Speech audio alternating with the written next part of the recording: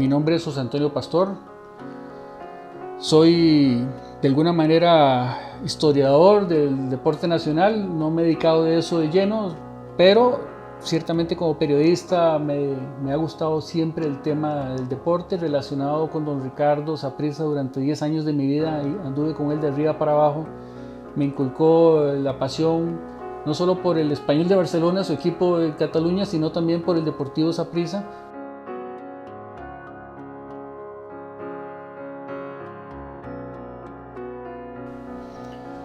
Don Ricardo nace en El Salvador el 24 de junio de 1901. Es hijo de catalanes migrantes, pero regresa a hacer la escuela a Barcelona. Ahí empieza a meterse en el tema de los deportes. Regresa a El Salvador, donde se gradúa de ingeniero topógrafo, y piensa ir a estudiar un posgrado en Barcelona. Ahí se le complican las cosas porque no le reconocen los estudios en la Politécnica Militar de San Salvador, así que se tiene que dedicar a trabajar. En su tiempo libre, un día lo ven jugando una mejenguita con la Escuela de Arquitectura de Barcelona y le dicen: hombre, ¿no le gustaría venir a trabajar con nosotros? ¿Y ustedes quiénes son? Ay, nosotros somos el Español de Barcelona y nos gustaría tener un jugador de su calidad. Él empieza a trabajar con el Español, empieza a jugar hockey sobre pasto, que era un deporte que también le apasionaba. Empieza a jugar béisbol, se mete a jugar tenis, que ya en El Salvador se había coronado campeón centroamericano en 1920. Así que, sin darse cuenta y realmente bastante rápido, se convierte en un protagonista de primer orden en el deporte de Cataluña.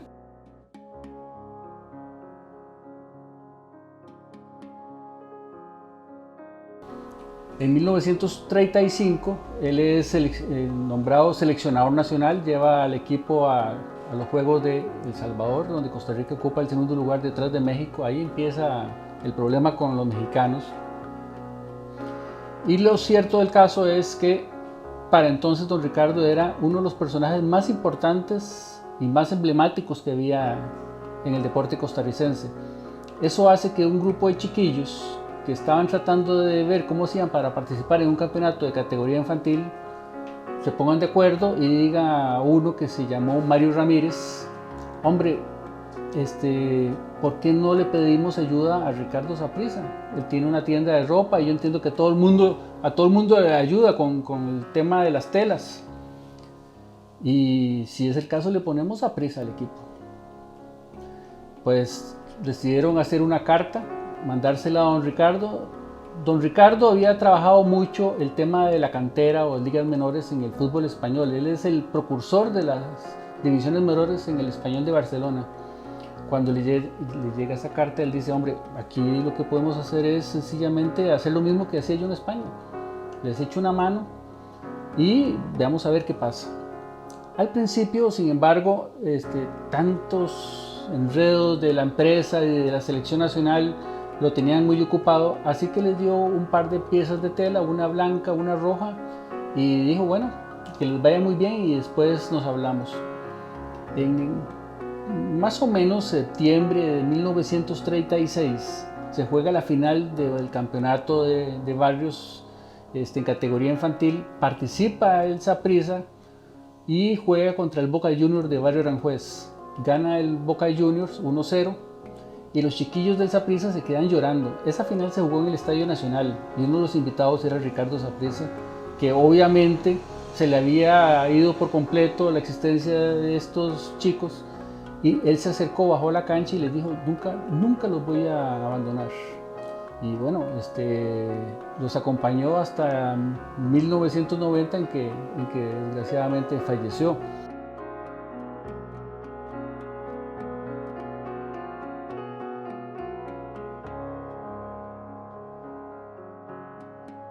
El Saprissa utilizaba originalmente blanco y rojo y se llamaba Saprissa para tener más o menos el padrinazgo de don Ricardo, pero utilizaban el blanco y rojo. En una ocasión, haciendo la tela para los uniformes del Orión, que don Ricardo Saprissa era en ese momento el entrenador del Orión, que era el equipo más importante junto con la Libertad aquí en San José, los colores azul y rojo se mezclaron y salió un tono bastante feito que no podía ser utilizado por el equipo. Entonces también era difícil hacer ropa con esa tela, porque el morado no era como muy llamativo ni estaba de moda, así que se lo endosó a los chiquillos y llamó mucho la atención porque con una S en el pecho se veía muy elegante el uniforme.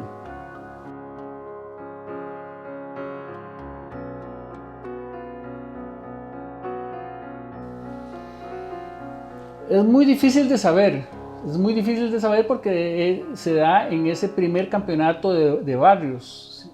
Obviamente gana porque el equipo llega hasta la gran final, pero es muy difícil determinar cómo le fue a ese equipo. Entiendo que barría, porque cuando el Saprissa ya está en tercera división, tiene marcadores de 12-0, 10-0, 18-0, y para decirle algo, la mayoría de los partidos gana 1-0 por no presentación del rival.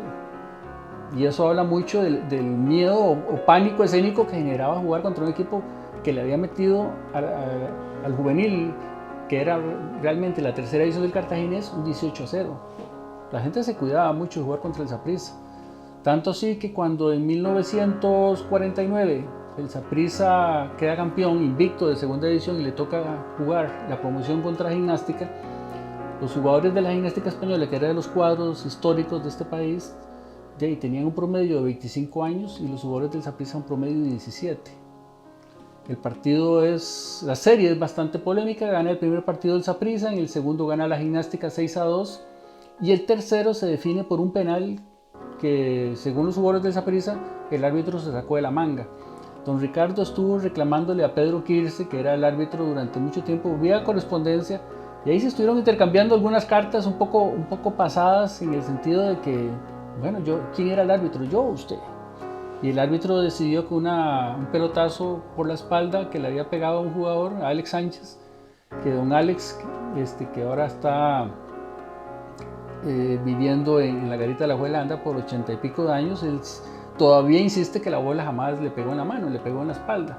Lo cierto es que Gimnástica gana ese partido, pero el entrenador del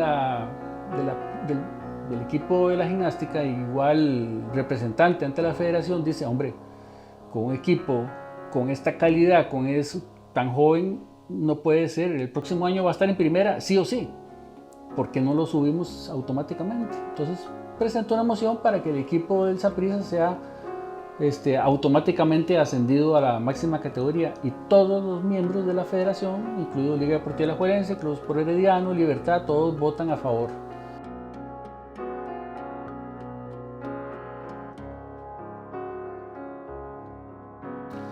Básicamente son dos partidos que considero yo marcaron esa rivalidad. El primero, 12 de octubre de 1949, juegan en el Estadio Nacional y el partido termina 6-5, ganando Liga Deportiva Alajuelense con un gol en el minuto 90.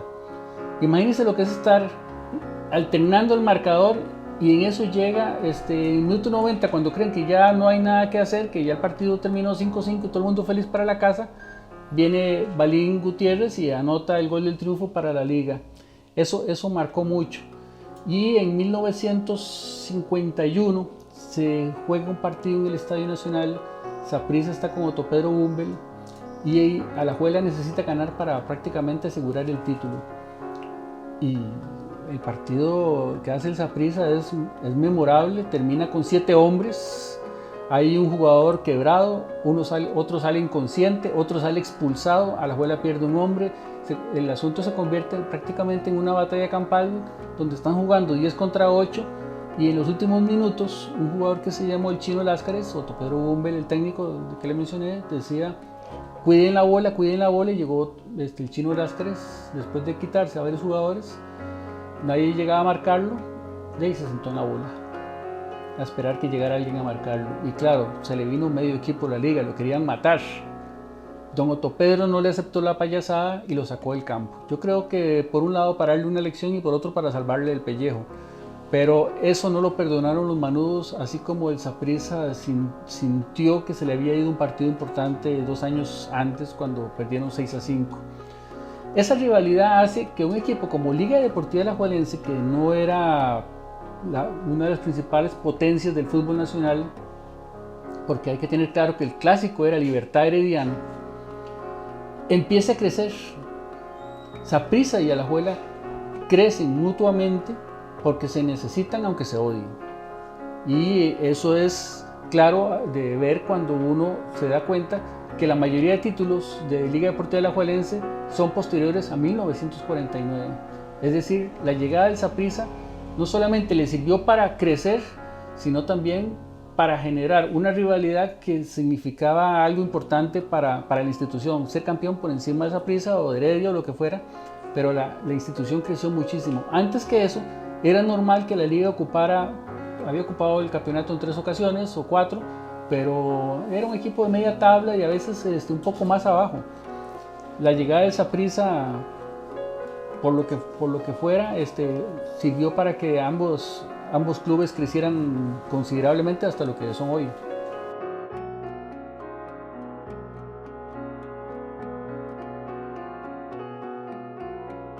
Bueno, jugadores importantes, hay que poner en primer lugar a don Álvaro Murillo, uno de los futbolistas más extraordinarios que ha tenido el fútbol costarricense, con decirle que en alguna ocasión Javier Rojas González, que en paz descanse, me decía que el Saprissa se lo había robado al juvenil del Herediano, y yo le decía, bueno, si usted hubiera sido dirigente del Herediano y Álvaro Murillo jugaba con Saprissa, ¿usted no se lo hubiera robado? Me dice, desde luego. Digo, hombre, ahí está todo, había que robárselo, era uno de los mejores futbolistas de su tiempo y posiblemente uno de los mejores futbolistas de todos los tiempos en el fútbol de Costa Rica. Posteriormente yo citaría a Catato Cordero, citaría a un Edgar Marín, a un Evaristo Coronado, goleadores extraordinarios estos 2 últimos, pero también a un William Quiroz, a un Walter Centeno.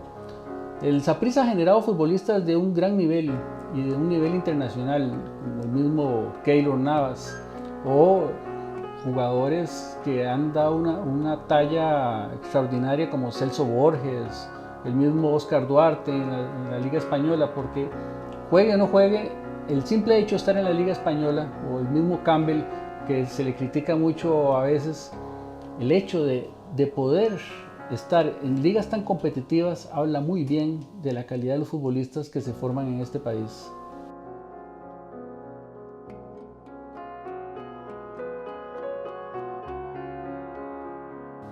Marvin Rodríguez, el mejor técnico centroamericano de todos los tiempos, no solamente porque hizo campeón al Saprissa en 4 ocasiones, sino porque todo lo que tocaba lo convertía en oro.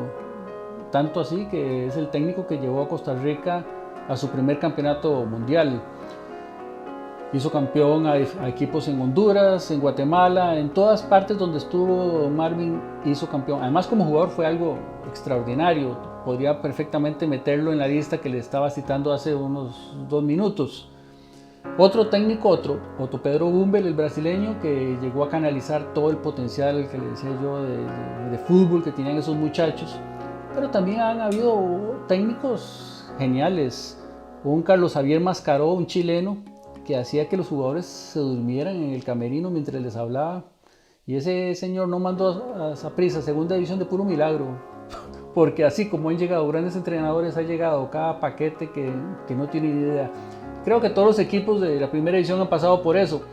Pero yo trato de recordar siempre a Mascaró porque hay una anécdota muy buena de él, de que empezó a dar una charla y Carlos Santana, que fue un gran jugador de Saprissa y ahora forma parte del cuerpo técnico de ligas menores, se quedó dormido y casi se cae. Entonces a la fecha todavía lo molestan con eso.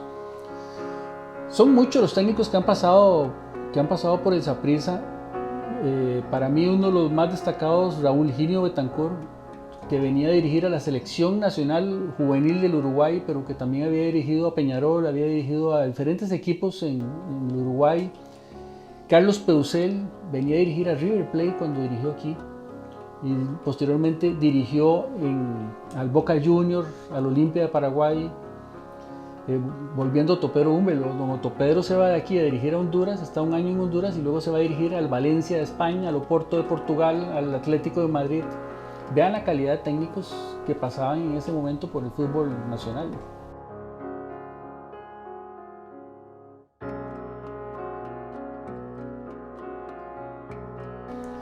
El estadio es uno de los grandes éxitos de la institución, porque el Saprissa no pertenece a una provincia, no pertenece a un cantón, no pertenece a nadie en realidad. El Saprissa es un equipo nacional, donde usted encuentra sapricistas en cualquier parte, pero usted no puede decir que los tibaseños son sapricistas todos porque ahí nació el Saprissa. El Saprissa ni siquiera nació en Tibás, nació en el barrio Los Ángeles, en el centro de San José. Agarrar y decir, hombre, vamos a construir un estadio, era todo una locura. Pero locuras así había hecho ya antes el Saprissa, cuando en 1959 se le ocurrió hacer una gira mundial que se convirtió en la primera de un equipo en todo el orbe. Fue un éxito esa gira, y cuando se les ocurrió que había que empezar a hacer planes para construir un estadio, pusieron manos a la obra, y desgraciadamente el estadio no fue terminado al 100% porque hacían falta 10 millones de colones en ese momento, que era todo el dinero de este mundo, pero se logró hacer un estadio que se hizo emblemático en Centroamérica. Incluso los norteamericanos le tienen pánico al estadio Ricardo Saprissa. Es un estadio muy particular que tiene alguna cercanía con el estadio Sarriá de Barcelona, donde jugaba Ricardo Saprissa. Estadios con la gradería muy cerca del campo, donde la gente vive el fútbol de una manera diferente, y que se ha convertido en la cueva, ¿verdad? El sapricismo no concibe pasar una temporada sin acompañar al equipo. Es un estadio realmente muy acogedor. Más allá de que si uno es sapricista o no es sapricista, el estadio Saprissa tiene una ventaja sobre varios de los estadios nacionales, y es que la visibilidad desde cualquier punto de vista, desde cualquier punto del estadio, es extraordinaria.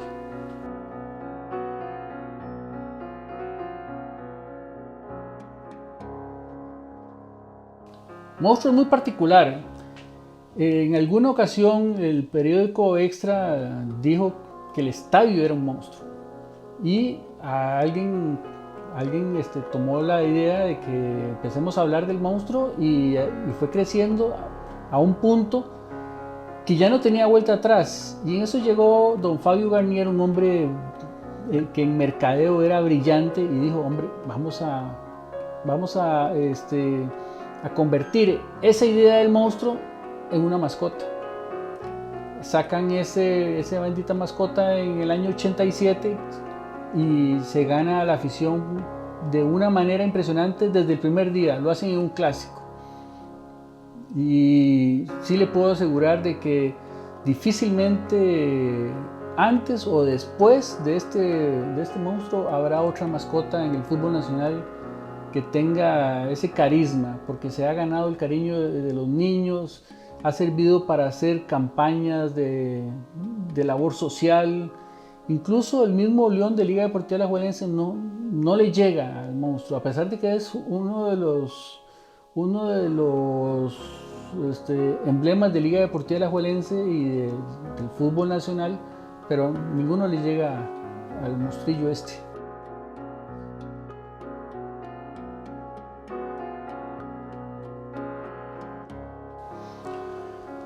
Me parece que la mayor crisis que ha enfrentado el Saprissa es la muerte de don Ricardo, porque a pesar de que él había dejado ya una línea sucesoria con don Jorge Guillén, Enrique Guailer, el siguiente en la lista era don Guido Miranda, que no llegó a la presidencia, perdió las elecciones.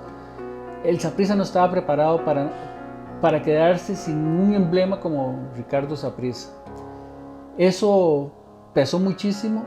No había dirigentes con la formación que tenía don Ricardo. Don Ricardo sabía de fútbol. Él veía a un chico jugar en una cancha y decía, este puede llegar.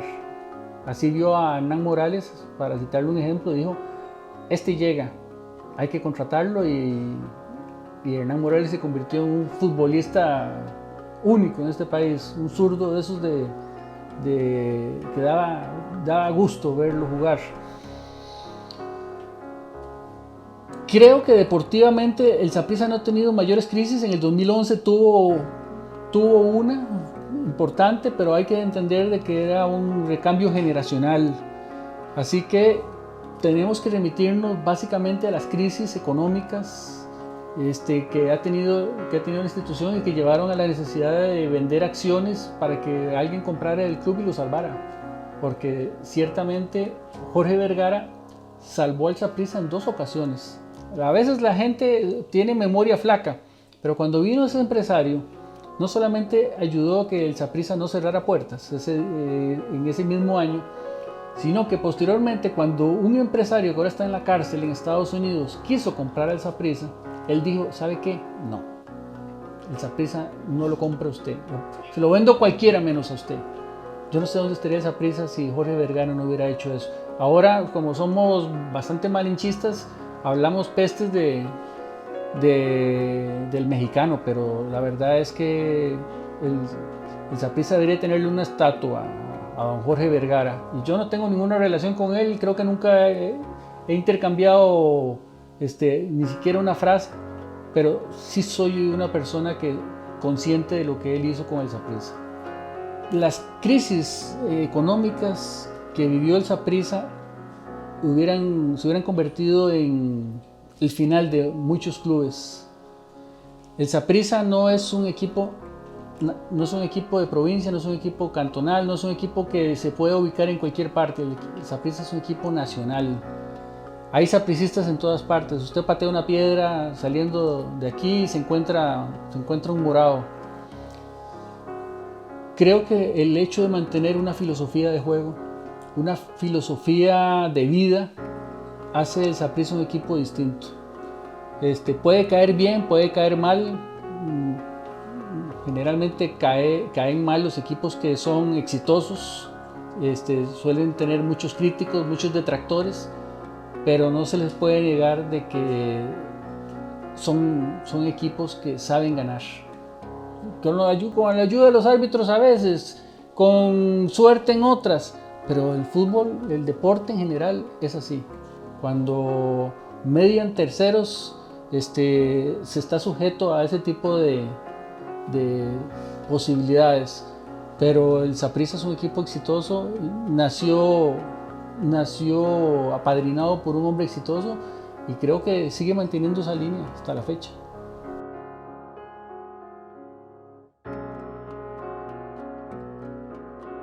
Yo le diría que el primero obviamente es el campeonato mundial de clubes, donde ocupa el 3er lugar, pero si a mí me pusieran a escoger, yo lo pondría al mismo nivel que la gira alrededor del mundo de 1959.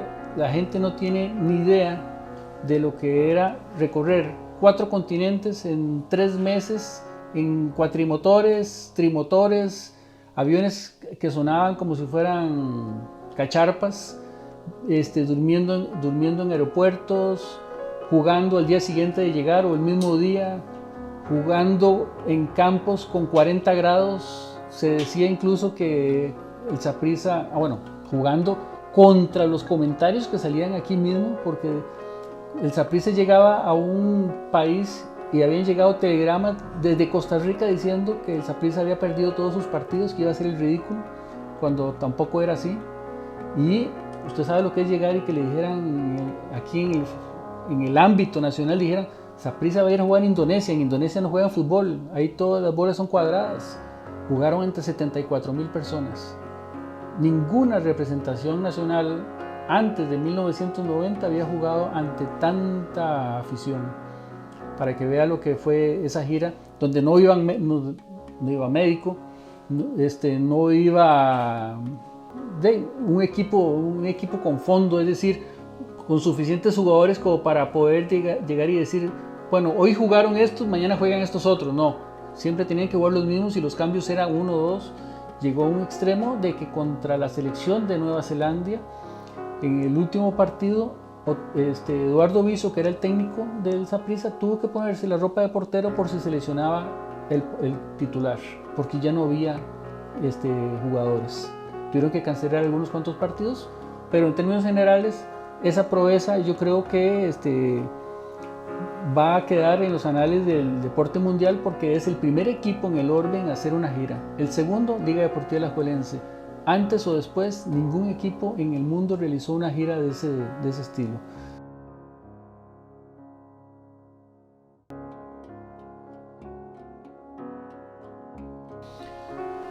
Es un impacto muy grande, pero es el mismo que se le puede dar a Liga Deportiva Alajuelense o al Club Sport Herediano. En diferentes momentos de su historia, los tres equipos grandes o tradicionales, igual el cartaginés, pero digamos que en menor escala, han impulsado mucho el tema de los estudios.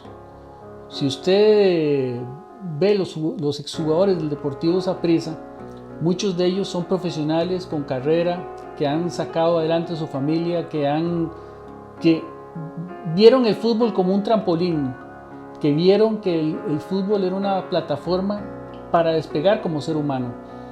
El Saprissa lo ha hecho a lo largo de toda su vida. Liga Deportiva Alajuelense, Herediano y Cartaginés, en diferentes momentos de su historia. Creo que eso es el mayor legado que ha dado el Saprissa.